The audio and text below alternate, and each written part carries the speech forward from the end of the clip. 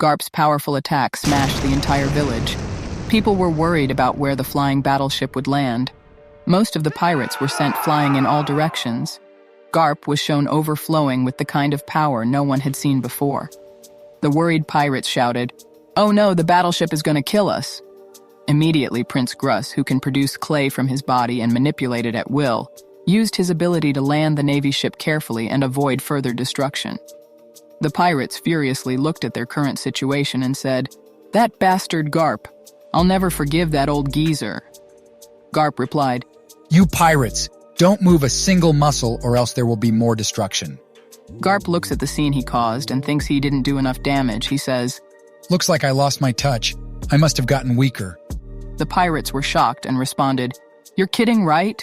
You're destroying all our ships and you're saying you got weaker?" Koby was shown running towards Garp, and Garp said, "Looks like you're fine, Koby. Not bad."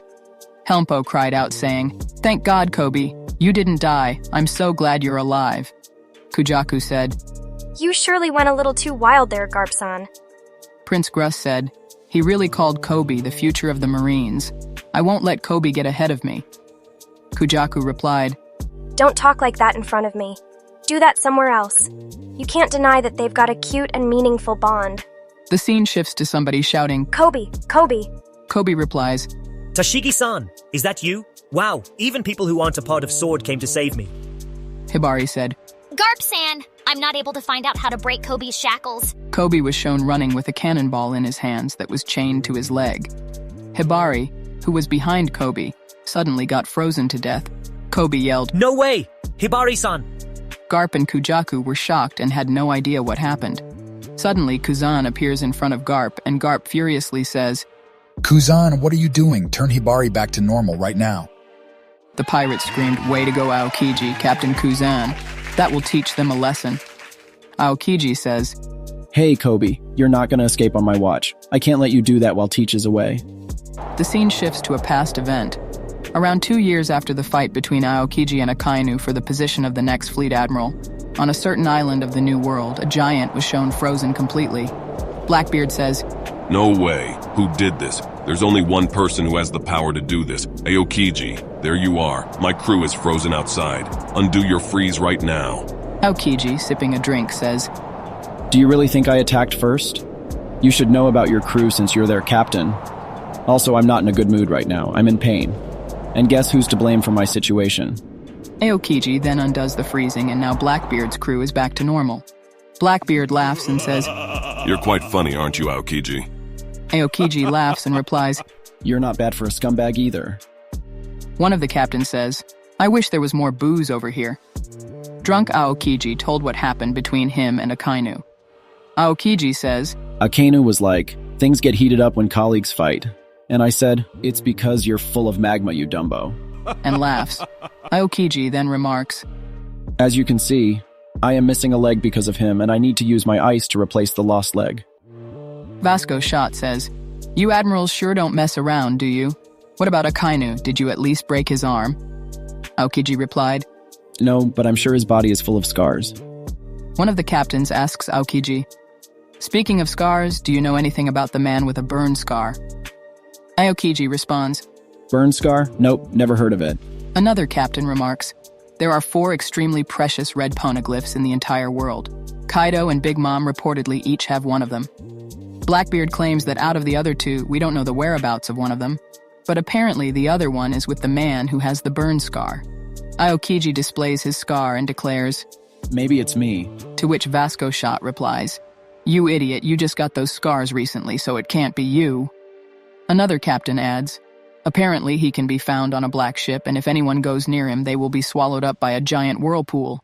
He could be having a devil fruit power." Another captain says, "We all know the world government is extremely corrupt.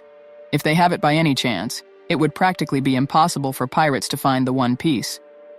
The poneglyphs, according to Aokiji, are nothing but painful memories. He doesn't recall seeing any flashy huge red rock at Ohara, but he does recall a close buddy standing up to the government and the terrified eyes of a young girl that drove him to take control of his own destiny. One of the captains asked Blackbeard, "What's with the sob story? Should we steal his power, Commander? His power might be highly useful." Aokiji noticed and furiously said, I heard you, you pricks. I will freeze you all to death. Bring it on. Blackbeard replied, Wait, Kuzan. My crewmates were just being stupid. I'm not here for that. In fact, how about joining our crew? You basically don't have anything to do now, right? Do you have anything else in mind now that they took away your justice? Aokiji replied, My definition of justice is different. Are you for real? Don't be a fool to believe that a few beers will be enough to win me over. I don't trust you people at all. You have had pirates all wrong. Blackbeard replied, laughing. We aren't just a bunch of people sailing together. We all have our own agendas with common goals. You are free now, so you should do what you want. You understand? The scene changed back to the present when Garp told Aokiji, Hey, you better unfreeze Hibari, free Koby, and get the hell back to the Navy. Aokiji responded, You say whatever comes to your mind as usual, Garp-san. I have always appreciated that about you, but sorry, I am not going to do any of that. I have made the decision to live my life according to my own terms. He launched an attack called Ice Ball, turning Garp into an ice block. Aokiji said, What makes you think you can kill your first student to save your current favorite student?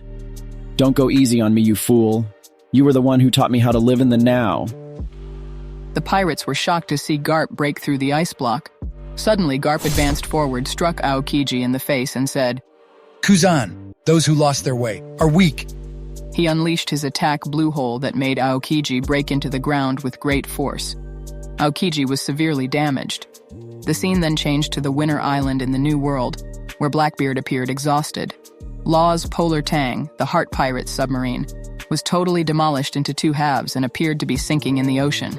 Blackbeard roared, You don't even have a ship anymore. Don't call yourselves pirates again. There's no way you can run away from me.